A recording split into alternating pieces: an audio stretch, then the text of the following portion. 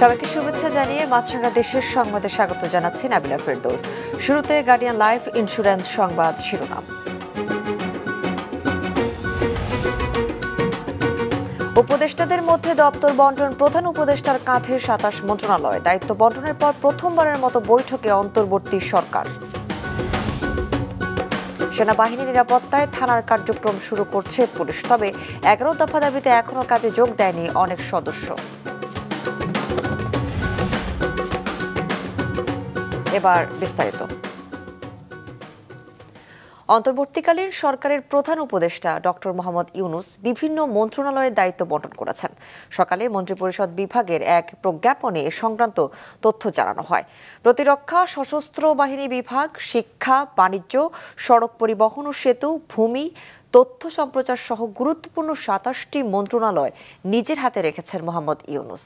এছাড়া ডক্টর সালেউদ্দিন আহমেদকে অর্থ ও পরিকল্পনা, ডক্টর আসিফ নজরুলকে আইন, ব্রিগেডিয়ার সাখাওয়াত হোসেনকে স্বরাষ্ট্র, আদিলুর রহমানকে শিল্প, হাসান আরিফকে স্থানীয় সরকার, তৌহিদ হোসেনকে পররাষ্ট্র, সৈয়দা রিজওয়ানা হাসানকে পরিবেশ মন্ত্রণালয়ের দায়িত্ব দেওয়া হয়েছে। এছাড়া শারমিন মুর্শিদ সমাজ কল্যাণ, আ.ফ.ম. খালিদ হোসেন ধর্ম, ফরিদা আক্তার মৎস্য ও প্রাণী সম্পদ, নূরজাহান বেগম স্বাস্থ্য ও পরিবার কল্যাণ, নাহিদ ইসলাম ডাক ও টেলিযোগাযোগ তথ্য প্রযুক্তি বিভাগ এবং আসিফ মাহমুদ যুব ও ক্রীড়া মন্ত্রণালয়ের দায়িত্ব পেয়েছেন। অন্তর্বর্তী সরকারের প্রথম বৈঠক রাষ্ট্রীয় অতিথি ভবন যমুনায় অনুষ্ঠিত হয়েছে। সভায় সভাপতিত্ব করেন অন্তর্বর্তী সরকারের প্রধান উপদেষ্টা ডক্টর মোহাম্মদ ইউনুস। সকালে সাভার জাতীয় স্মৃতিসৌধ ও কেন্দ্রীয় শহীদ মিনারে শহীদদের প্রতি শ্রদ্ধা নিবেদন শেষ করেই উপদেষ্টাদের নিয়ে যমুনা যান প্রধান উপদেষ্টা। সেখানে প্রথম বৈঠক হয়। বৈঠকে ১৩ জন উপদেষ্টা উপস্থিত ছিলেন। ঢাকার বাইরে থাকায় ৩ জন উপদেষ্টা গতকাল শপথ না নেয় তারা উপস্থিত ছিলেন না। উল্লেখ্য, রাষ্ট্রীয় অতিথি ভবন যমুনায় অবস্থান করবেন প্রধান উপদেষ্টা ডক্টর মোহাম্মদ ইউনুস। সাভারে ফুল দিয়ে শ্রদ্ধা জানিয়েছেন অন্তর্বর্তীকালীন সরকারের প্রধান উপদেষ্টা ডক্টর মোহাম্মদ ইউনুস। শ্রদ্ধা জানিয়েছেন ভাষা শহীদদেরও প্রতিও। মাহমুদ কমলের রিপোর্ট। অন্তর্বর্তী সরকার দায়িত্ব নেয়ার পর প্রথম সকাল সাভারে জাতীয় স্মৃতিসৌধে উপদেষ্টাদের ফুল দিয়ে শ্রদ্ধা জানানোর আগ মুহূর্তে নামে প্রবল বৃষ্টি, যা মাথায় নিয়েই সকাল ১০টার পর মুক্তিযুদ্ধে বীর শহীদদের প্রতি শ্রদ্ধা জানান প্রধান উপদেষ্টা ডক্টর মোহাম্মদ ইউনুস। পরে অন্য ১৩ উপদেষ্টাকে সঙ্গে নিয়ে শ্রদ্ধা নিবেদন করেন প্রধান উপদেষ্টা। সেখানে রাখা স্মারক বইতে স্বাক্ষরও করেন। স্মৃতিসৌধে শ্রদ্ধা নিবেদন শেষে ভাষা শহীদদের সম্মান জানাতে চলে আসেন ঢাকার কেন্দ্রীয় শহীদ মিনারে। সরকার প্রধান হিসেবে শ্রদ্ধা জানানোর পর সেখানেও উপদেষ্টাদের নিয়ে ফুল দেন ডক্টর ইউনুস। দেশের ইতিহাসে প্রথমবার ছাত্র প্রতিনিধি হিসেবে বৈষম্য বিরোধী ছাত্র আন্দোলনের ২ সমন্বয়ক সুযোগ পেয়েছেন অন্তর্বর্তী সরকারের উপদেষ্টা হিসেবে। হাজার হাজার শহীদের রক্তের বিনিময়ে আমরা এই দায়িত্ব পেয়েছি। এই দায়িত্ব পালনে আমরা আমাদের সর্বোচ্চ চেষ্টা করব। সামাজিক রাষ্ট্রের এবং রাষ্ট্রের সংস্কারের ভিত্তির মধ্য দিয়ে আমরা একটা সুন্দর বাংলাদেশ গড়ব। তারুণ্য এবং অভিজ্ঞতার সংমিশ্রণে এই অন্তর্বর্তীকালীন সরকারটি গঠিত হয়েছে। আমরা আশা করব যে আমাদের যারা সিনিয়র সিটিজেন নাগরিক সমাজ, তাদের অভিজ্ঞতা, গ্রহণযোগ্যতা এবং একই সাথে আমাদের যে তারুণ্যের শক্তি, এই উভয়ে মিলে আমরা বাংলাদেশ রাষ্ট্রটাকে আবার নতুন করে সাজাতে পারবো। অন্তর্বর্তী সরকারের ৩ উপদেষ্টা বীর মুক্তিযোদ্ধা ফারুকী আজম, ডাক্তার বিধান চন্দ্র রায় ও সুপ্রদীপ চাকমা শপথ নিতে পারেন আগামীকাল। মাহমুদ কমল, মাছরাঙা সংবাদ, ঢাকা। দেশের বেশিরভাগ থানা এখনো পুলিশ শূন্য, তবে কিছু থানায় পর্যায়ক্রমে আসা যাওয়া করতে শুরু করেছেন পুলিশ সদস্যরা। ভাঙচুর ও অগ্নিসংযোগের পর থানাগুলো বেহাল। Desk report. থানার মূল ফটকে তালা ঝুলছে, ভেতরে বসে পাহারা দিচ্ছেন আনসার সদস্যরা। গত সোমবার থেকে নিরাপত্তা সংকটে থানা ছেড়ে নিরাপদ আশ্রয়ে গেছেন পুলিশ। 11 দফা দাবি জানিয়ে কর্মবিরতিতে রয়েছেন পুলিশ সদস্যরা। কনস্টেবল থেকে শুরু করে পরিদর্শক দাবি আদায়ে বিক্ষোভ মিছিল করছেন, স্লোগান দিচ্ছেন বিসিএস কর্মকর্তাদের বিরুদ্ধে। দাবি আদায় না হলে যোগ দেবেন না বলে জানিয়েছেন অনেকে। 24 ঘন্টার মধ্যে নিজ নিজ কর্মস্থলে যোগ দেওয়ার আহ্বানের তেমন সাড়া পাওয়া যায়নি এখনো। নিজের নিরাপত্তা নিয়ে পুলিশ সদস্যরা চিন্তিত। তাই থানায় যোগ দিতে সাহস পাচ্ছেন না পুলিশ সদস্যরা। দেশের থানাগুলো এখনও পুলিশ শূন্য। তবে সেনা সদস্যদের উপস্থিতিতে চট্টগ্রাম ও যশোর সহ কিছু থানায় যোগ দিয়েছেন পুলিশ সদস্যরা। আমরাও তো এটা চাই, আমরাও তো কাজ করতে চাই, আমাদেরকে কেন ব্যবহার করবে? আমরাও তো স্বাধীনভাবে কাজ করতে চাই মানুষের নিরাপত্তার জন্য। আমরা তো মানুষের প্রত্যাশা, পুলিশের প্রতি চাহিদা, মানুষ সাধারণ মানুষ কি চায় সেই চাহিদা পূরণ করে নিরাপত্তা দেব, এটা তো আমাদেরও কাম্য। ইত্যাদি বিষয় নিয়েই আমাদের পুলিশ ভাইয়েরা বিভিন্ন বেশ কিছু দাবি দেওয়া পেশ করেছেন, সেগুলো আমরা কর্তৃপক্ষের কাছে উপস্থাপন করেছি, সেগুলো বিবেচনা করা হবে। আমাদের থানাতে লোক আছে, আপনারা জানেন কোতোয়ালি থানা, আমাদের পুলিশ লাইন্স, আমাদের ডিবি অফিস, আমাদের ট্রাফিক অফিস, আমাদের এই অফিস, আমরা অফিসগুলি সচল রেখেছি এবং জরুরি কাজগুলি আমরা সম্পাদন করছি। আর নিরাপত্তার বিষয়টি আমরা আপনাদের সকলের সহায়তায়, ছাত্র জনতা, রাজনৈতিক নেতৃবৃন্দ সকলের সহযোগিতা আমরা করব। সেনাবাহিনী গাড়ি আসছে আজকে, আমরা এদের সহায়তা আমরা বাইরে নেব। আমাদের মনে সবাই অফিসার ফোর্সদের মনে আতঙ্ক বিরাজ করছে, তারা এখনও পোশাক পরে বাহির থেকে আসতে মনে আতঙ্ক বিরাজ করছে, ভয় পায়। এবং দেখেন যে পুলিশের গাড়ি পেলে এখনও মোড়ে মোড়ে থামানো হচ্ছে। এবং আজকে আমাদের এক এএসআই সে আসছে, তারা আধা ঘন্টা দাঁড়া করাই রাখছে। এই জন্য আমাদের পুলিশের মনে ক্ষোভ দেখা দিচ্ছে। গত 5ই মে সরকার পতনের পর সুযোগ সন্ধানীরা থানা এবং পুলিশি স্থাপনায় হামলা ও অগ্নিসংযোগ করলে নিহত হন অনেকে। আক্রান্ত হয় দেশের প্রায় 400 থানা। বন্ধ হয়ে যায় অনেক থানার কার্যক্রম। ভাঙচুর ও অগ্নিসংযোগের পর থানাগুলো এখন যে অবস্থা, তাতে কার্যক্রম চালু করতে সময় লাগবে। থানায় বসে কাজ করার মতো কোনো অবস্থা নেই। তবে অন্তত চেয়ার টেবিল বসিয়ে দ্রুত মানুষকে সেবা দেওয়া শুরু করতে বলছেন পুলিশ কর্মকর্তারা। মামলার নথিবদ্ধ করার কম্পিউটার, পুলিশ সদস্যদের যানবাহন, অস্ত্র ও রসদ সামগ্রী, চেয়ার টেবিল সহ যা ক্ষতি হয়েছে তার তালিকা করার নির্দেশনা দিয়েছে পুলিশের মহাপরিদর্শক। বিভিন্ন থানা থেকে পুলিশের লুট হওয়া অস্ত্র, গুলি ও অন্যান্য সরঞ্জাম নিকটস্থ র্যাব কার্যালয়ে ফেরত দেওয়ার অনুরোধ জানানো হয়েছে। কর্মস্থলে যোগ দিতে আসা পুলিশ সদস্যদের সহযোগিতা করার জন্য রাজনৈতিক দলের নেতৃবৃন্দ ও ছাত্রছাত্রী সহ আপামর জনসাধারণের প্রতি আহ্বান জানিয়েছে পুলিশ সদর দপ্তর। পুলিশ না থাকার সুযোগে বেপরোয়া হয়ে ওঠে পেশাদার অপরাধী ও মহল বিশেষ। এতে রাত নামলেই আতঙ্কে কাটছে মানুষের। কিছু বাড়িতে ডাকাতের হানা দেওয়ার খবর ছড়িয়ে পড়ায় আতঙ্কে রয়েছেন মানুষ। সজীব সাদিক, মাছরাঙা নিউজ ডেস্ক। আজও দেশের বিভিন্ন স্থানের শহর পরিষ্কার ও সড়কে ট্রাফিকের দায়িত্ব পালন করছে শিক্ষার্থী ও বিভিন্ন স্বেচ্ছাসেবক দল। গাজীপুরে মহাসড়কের বিভিন্ন পয়েন্টে ট্রাফিকিংয়ের কাজ করছে শিক্ষার্থীরা। ঝিনাইদহ শহরের বিভিন্ন এলাকায় পরিচ্ছন্নতা কর্মসূচি পালন করছে শিক্ষার্থীরা। সকালে শহরের পায়রা চত্বর, প্রেরণা ৭১ চত্বর, আরাবপুর সহ কয়েকটি এলাকায় সড়ক সহ শহরের নানা আবর্জনা পরিষ্কার করেন তারা। রংপুর নগরীর কয়েকটি গুরুত্বপূর্ণ সড়কের আবর্জনা পরিষ্কার করে জেলা স্বেচ্ছাসেবক দল। হবিগঞ্জের সড়কে শৃঙ্খলা ফিরিয়ে আনতে কাজ করছেন শিক্ষার্থীরা। প্রতিদিন সকাল থেকে সন্ধ্যা পর্যন্ত শহর পরিষ্কার ও সড়কে শৃঙ্খলা ফিরিয়ে আনতে শিক্ষার্থীদের সাথে কাজ করছে বিএনসিসি ও স্কাউট সদস্যরা। সরবরাহ কমের অজুহাতে দুদিনের ব্যবধানে দিনাজপুরের হিলি স্থলবন্দরে পেঁয়াজের দাম বেড়েছে কেজিতে 15 থেকে 18 টাকা। দুদিন আগে বন্দরের পাইকারিতে প্রতি কেজি পেঁয়াজ প্রকারভেদে 80 থেকে 82 টাকা দরে বিক্রি হলেও বর্তমানে তা বেড়ে 95 থেকে 100 টাকা দরে বিক্রি হচ্ছে। আমদানিকারকরা বলেন, ভারত পেঁয়াজ রপ্তানিতে 40% শুল্ক আরোপ করায় পেঁয়াজ আমদানিতে কেজি প্রতি খরচ পড়ে 80 টাকার উপরে। এদিকে ময়মনসিংহে দ্রব্যমূল্য নিয়ন্ত্রণে নগরীর কয়েকটি বাজার পরিদর্শন করেছেন শিক্ষার্থীরা। দুপুরে নগরীর মেছুয়া বাজারে নিত্য প্রয়োজনীয় পণ্যের দাম ও দ্রব্যমূল্যের তালিকা অনুযায়ী বেচা কেনা হচ্ছে কিনা তা পর্যবেক্ষণ করেন তারা।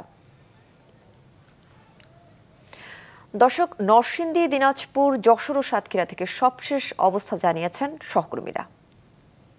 বিচ্ছিন্ন ঘটনা ছাড়া নরসিংদী জেলার আইনশৃঙ্খলা পরিস্থিতি কিন্তু মোটামুটি স্বাভাবিক রয়েছে। যেহেতু পুলিশ বিভাগ তারা কর্মবিরতিতে রয়েছে, সেই সুযোগ নিয়ে কিন্তু একটি পক্ষ বা যারা দুর্বৃত্ত রয়েছেন তারা কিন্তু বিভিন্ন স্থানে যে অস্থিতিশীল পরিস্থিতি সৃষ্টি করা সেটি সুযোগ পেয়েছেন বলে অনেকেই মনে করছেন। তবে মোটা দাগে বলা চলে নরসিংদীর আইনশৃঙ্খলা পরিস্থিতি এখন পর্যন্ত স্বাভাবিক রয়েছে। এবং আরেকটি বিষয়ে বলে রাখা ভালো যে নরসিংদী জেলার আইনশৃঙ্খলার সাথে সাথে যে সড়কের যেই যান চলাচল ব্যবস্থাকে স্বাভাবিক রাখার জন্য কিন্তু সেখানে কিন্তু আনসার সদস্যরা মোতায়েন রয়েছেন। সেই সাথে যারা আন্দোলনরত শিক্ষার্থীরা রয়েছেন তারা এবং স্কাউট সহ বিভিন্ন পরিবেশবাদী সংগঠনের যেই কর্মীরা রয়েছেন তারা কিন্তু এই যান চলাচলকে স্বাভাবিক রাখার জন্য ঢাকা সিলেট মহাসড়কের বিভিন্ন পয়েন্টে অবস্থান করে সেই যান চলাচলকে স্বাভাবিক রাখার চেষ্টা করছে, যার ফলশ্রুতিতে বড় ধরনের কোনো যানজটের সৃষ্টি হয়নি এবং যান চলাচলও স্বাভাবিকভাবে হয়েছে। সকাল থেকে বিভিন্ন এলাকা ঘুরেছি, বিভিন্ন ব্যাংক বিমা অফিস আদালত এবং বিপণী প্রতিষ্ঠানগুলো ঘুরে ঘুরে দেখেছি যে সেগুলো আসলে কিছুটা খোলা শুরু করেছে এবং বিশেষ করে স্কুল কলেজ এবং ব্যাংকগুলো সর্বপরিষদের কাজকর্ম তারা পরিচালনা করেছে এবং দুপুর 1টার মধ্যে তারা ব্যাংকগুলো বন্ধ করে দিয়েছে। পাশাপাশি আমরা আরেকটা দিন লক্ষ্য করেছি যে দিনাজপুরের যে আসলে ট্রাফিক ব্যবস্থা এটি ভেঙে পড়েছিল, এই ট্রাফিক ব্যবস্থা আমরা লক্ষ্য করেছি যে বৈষম্যবিরোধী ছাত্র আন্দোলনের নেতৃবৃন্দ এবং সাধারণ ছাত্ররা এবং পাশাপাশি যে আনসার সদস্য রয়েছে, স্কাউট রয়েছে, সবারই সমন্বয়ে এটি আমরা লক্ষ্য করেছি যারা আসলে পুনরায় ট্রাফিক ব্যবস্থাটা তারা ঠিক করার চেষ্টা করছে। সেনাবাহিনীর প্রহরা আমরা লক্ষ্য করেছি এবং আইন শৃঙ্খলায় নিয়োজিত রয়েছেন আনসার সদস্য সহ স্বেচ্ছাসেবকরা নিয়োজিত রয়েছেন, অর্থাৎ ছাত্ররা রাস্তাঘাটে ট্রাফিক যে দায়িত্ব সেটি পালন করছেন এবং আনসার সদস্যদের আমরা থানায় দায়িত্ব পালন করতে দেখেছি। সবকিছু মিলে সাধারণ মানুষ যারা তারা কিছুটা স্বস্তি প্রকাশ করছেন এবং তারা আশা করছেন খুব শিগগির পুলিশ যদি তাদের ডিউটিতে ফেরে এবং রাস্তাঘাটে তারা দায়িত্ব পালন করে বা তাহলে মানুষের জানমাল রক্ষা হবে বলে তারা মনে করছেন। তবে মানুষের স্বস্তি ফেরাতে এরই মধ্যে জেলা প্রশাসন আজ শান্তি পদযাত্রা করেছেন এবং বিভিন্ন সংগঠনের পক্ষ থেকে আমরা দেখেছি জামাত, বিএনপি, ইসলামী ছাত্র শিবির সহ বিভিন্ন সংগঠনের পক্ষ থেকে শান্তি মিছিল বা মানুষের বাড়িতে বাড়িতে গিয়ে বা জনসম্মুখে গিয়ে তারা মাইকিং সহ বিভিন্নভাবে প্রচার করার চেষ্টা করছেন। সাতক্ষীরার সব ধরনের বাজারের খুচরা এবং পাইকারি বিক্রি হয়। এখানে 4-5 মিলে সব ধরনের ব্যবসায়ীরা এখানে সকাল থেকে আসেন, তারা খুচরা বিক্রি করেন, পাইকারি বিক্রি করেন। আমি বাজারের বেশ কিছু এলাকা ঘুরেছি। আমরা যদি বলতে চাই যে জিনিসপত্র বা দ্রব্যমূল্যের সাধারণ জিনিসপত্রের দাম কিন্তু সেই অর্থে কোনো ধরনের দাম বাড়েনি। আমি আজকে বেশ বাজারের কয়েকটি ব্যবসায়ীর সাথে কথা বলে জানতে পেরেছি আমরা খুচরা পর্যায়ে আলু বিক্রি হচ্ছে 60 টাকা কেজি, যেটা বিগত প্রায় 15 দিন যাবতই বলতে গেলে এই ধরনের রেটই আছে।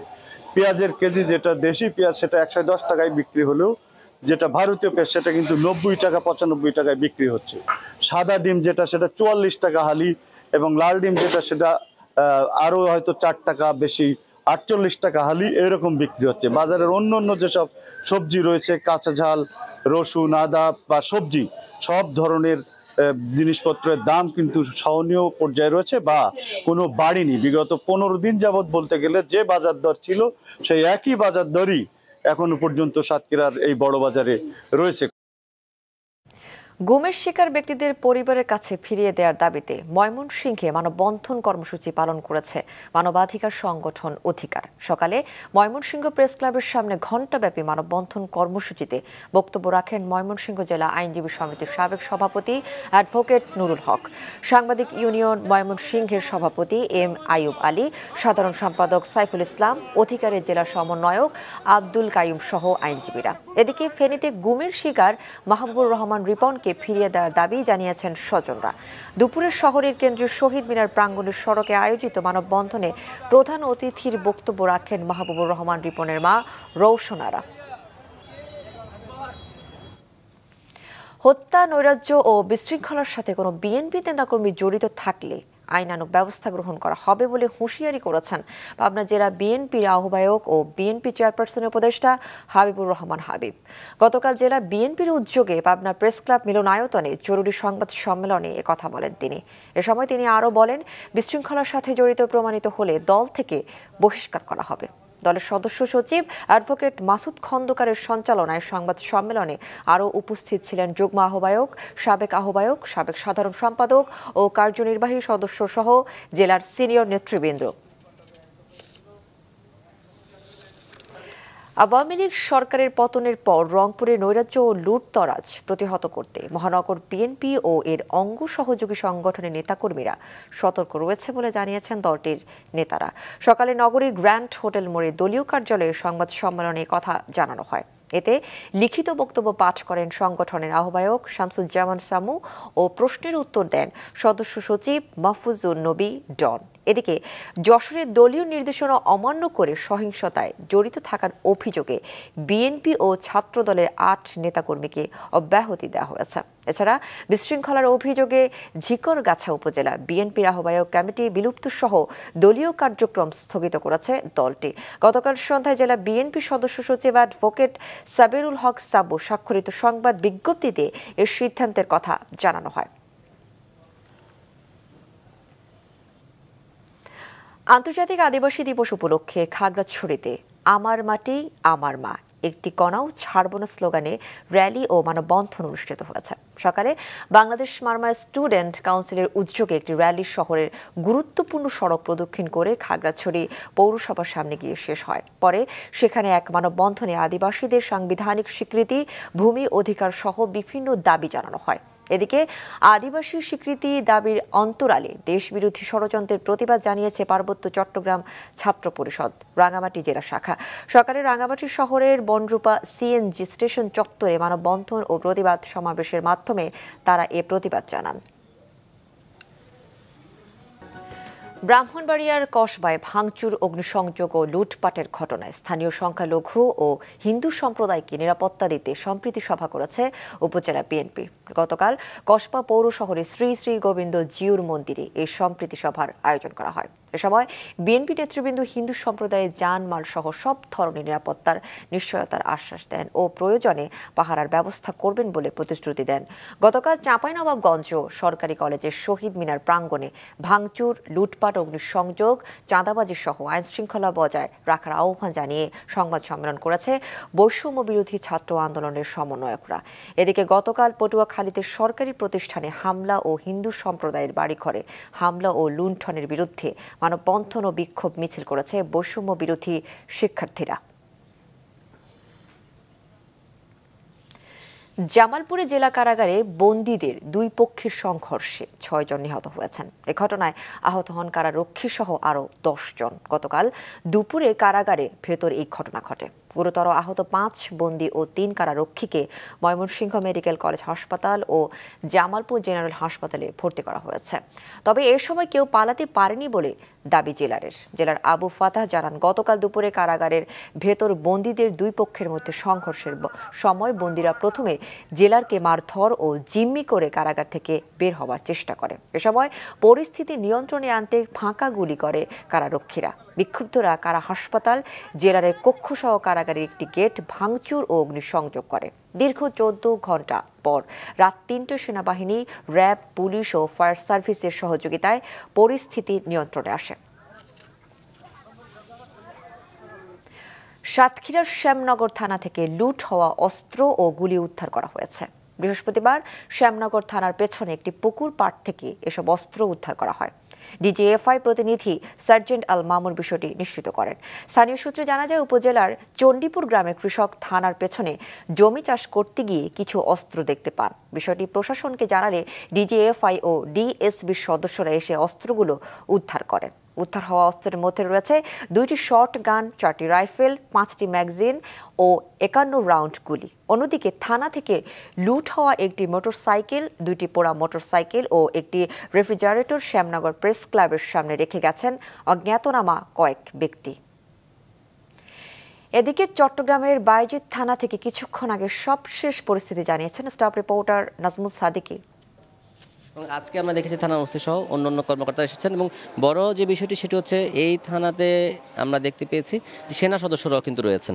আমরা একটু দেখাই, সেনা সদস্যরা ভিতরে অবস্থান করছেন, ঠিক যে চেকবক্স যেখানে আছে সেখানেও সেনা সদস্য অবস্থান করছেন এবং তারা কিন্তু সতর্কভাবেই দৃষ্টি রাখছেন সব দিকটাতে। আমরা বলতে পারি যে পুলিশ বাহিনীর মনোবল বাড়ানোর জন্য সেনা সদস্যদের যে সাপোর্ট সেটি কিন্তু এখন পাচ্ছেন তারা। এবং এই শুধু বায়েজিদ থানা নয়, বায়েজিদ থানার মতো আরও বেশ কয়েকটি থানায় আমরা ঘুরেছিলাম, সেখানে আমরা দেখতে পেয়েছি যে সেনা সদস্যরা সাপোর্ট দিচ্ছেন, তারা অবস্থান নিয়েছেন।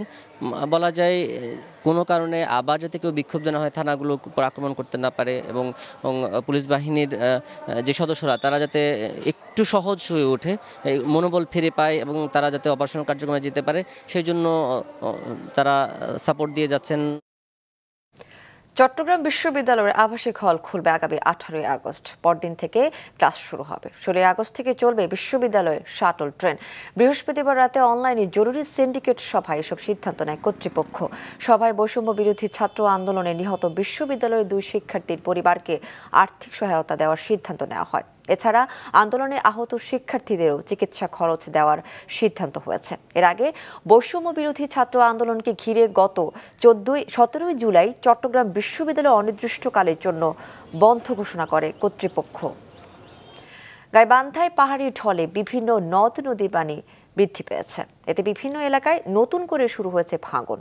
তিস্তা, ব্রহ্মপুত্র, যমুনা নদীর পানি দ্বিতীয় দফায় বৃদ্ধির ফলে সুন্দরগঞ্জে লালচামার, মোল্লারচর, কুন্দেরপাড়া, শ্রীপুর সহ অন্তত 8টি স্থানে আবারও ভাঙন শুরু হয়েছে। ভাঙন এলাকায় দেখা দিয়েছে নিরাপদ পানির সংকট। এদিকে অনেকেই ঘরবাড়ি সরিয়ে নিরাপদ স্থানে চলে যাচ্ছে। বর্ষায় যৌবন ফিরেছে রাঙামাটির ছোট বড় পাহাড়ি ঝর্ণাগুলোতে। বছরের অন্যান্য সময় ঝর্ণায় পানি না থাকলেও বর্ষা মৌসুমে ধীরে ধীরে পূর্ণ যৌবনা হয়ে ওঠে পাহাড়ি ঝর্ণাগুলো। ঝর্ণার মোহনীয় এই রূপ দেখতে প্রতিদিনই ভিড় করছে দর্শনার্থীরা। রাঙামাটি প্রতিনিধি শঙ্কর হোড়ের তথ্য, ছবিতে ডেস্ক রিপোর্ট। বর্ষা শুরুর স্বাভাবিক বৃষ্টিতে প্রাণ ফিরে পেয়েছে পাহাড়ের ঝর্ণাগুলো।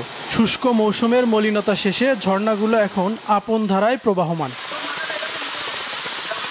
রাঙামাটিতে অসংখ্য ছোট বড় ঝর্ণার মধ্যে দর্শনার্থীদের পছন্দের শীর্ষে সুবলং ঝর্ণা। প্রায় 300 ফুট উপর থেকে পাহাড়ের বুক চিরে বেরিয়ে আসে শুভ্র জল এবং সেই জল গিয়ে মেশে কাপ্তাই হ্রদে। এর আশেপাশে রয়েছে আরও কয়েকটি ছোট ঝর্ণা। ঝর্ণার শীতল বাড়িধারা মুগ্ধ করে দর্শনার্থীদের। প্রকৃতির যে একটা যে মায়া, সেই মায়া তিনি যেন হাত মেলে দিয়েছেন এই প্রকৃতির মাঝখানে। একবার এসে আমি সুবর্ণ ঝর্ণার এই সৌন্দর্য দেখে মুগ্ধ হয়ে গেছি। বারবার আমার মন আসতে চাই। সুবর্ণ ঝর্ণাটা আসলে খুবই সুন্দর, খুব ভালো লাগছে। এখানে আমি আমার ফ্যামিলি নিয়ে এসেছি, অনেক সুন্দর। আমাদের এটা খুব ভালো লাগে আসলে, এখানে দেখি আসলে অনেক পর্যটক জমায়। দেশের বিভিন্ন জায়গার পর্যটকদের পাশাপাশি স্থানীয়দের ভ্রমণেও প্রথম পছন্দ এই ঝর্ণাগুলো। ঝিরি ঝর্ণাগুলোকে টিকিয়ে রাখার দাবি তাদের। যখনই আপনার বর্ষাকাল শুরু হয়, মানে ঝর্ণাগুলো যখন পরিপূর্ণ থাকে, তখনই আমরা চলে আসি এখানে। এই পার্বত্য এলাকার সুন্দর সুন্দর পাহাড়ি বনে ঘেরা এই আমাদের ঝিরি ঝর্ণাগুলো যাতে টিকে থাকে, সেজন্য সবার সহযোগিতা কামনা করব। প্রশাসন সহ সবাই যাতে আমাদেরকে সহযোগিতা করে। ঝর্ণাগুলোতে সারা বছর পানি প্রবাহ নিশ্চিত করতে প্রয়োজনীয় গবেষণার কথা বলছেন জেলা প্রশাসক। কোন ধরনের গাছপালা এখানে লাগালে এবং কোন ধরনের গাছপালাগুলো থাকলে পানিটা ধরে রাখতে পারবে এবং প্রকৃতিতে স্বাভাবিক নিয়মে পানি থাকবে, সেই বিষয়গুলো রিসার্চ করে বের করতে হবে। সেই বিষয়গুলো যখন আমরা রিসার্চ করে বের করতে পারবো, তখন আমরা সেই ধরনের গাছগুলো যদি আমরা সেখানে লাগাই, তাহলে আমার মনে হয় এই ঝর্ণাগুলোতে সারা বছর পানি রাখা সম্ভব হবে। রাঙামাটিতে ছড়িয়ে ছিটিয়ে আছে প্রায় অর্ধশত ঝর্ণা, যা দেখতে প্রতি বছর বর্ষায় বেড়াতে আসেন কয়েক লাখ পর্যটক। মাছরাঙা নিউজ ডেস্ক। মাছরাঙা দেশের সংবাদ শেষ করার আগে গার্ডিয়ান লাইফ ইন্স্যুরেন্স সংবাদ শিরোনামগুলো আরও একবার। উপদেষ্টাদের মধ্যে দপ্তর বন্টন, প্রধান উপদেষ্টার কাঁধে 27 মন্ত্রণালয়। দায়িত্ব বন্টনের পর প্রথমবারের মতো বৈঠকে অন্তর্বর্তী সরকার। সেনাবাহিনী নিরাপত্তায় থানার কার্যক্রম শুরু করছে পুলিশ, তবে 11 দফা দাবিতে এখনও কাজে যোগ দেয়নি অনেক সদস্য। এছাড়া এখনকার মতো ফেসবুকে আপডেট পেতে ভিজিট করুন মাছরাঙা টেলিভিশনের পেজে। ইউটিউব চ্যানেলেও দেখতে পারেন আমাদের সংবাদ প্রতিবেদন ও অনুষ্ঠান। আমাদের পরবর্তী সংবাদ সন্ধ্যা 7টায় দেখার আমন্ত্রণ রইল।